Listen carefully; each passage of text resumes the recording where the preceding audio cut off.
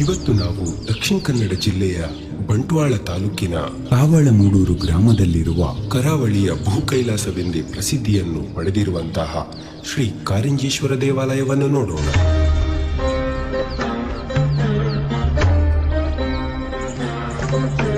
ಈ ಕ್ಷೇತ್ರವು 4 ಪ್ರಮುಖ ಯುಗಗಳಿಗೆ ಸಾಕ್ಷಿಯಾಗಿರುವ ಒಂದು ದೇವಾಲಯವಾಗಿದೆ.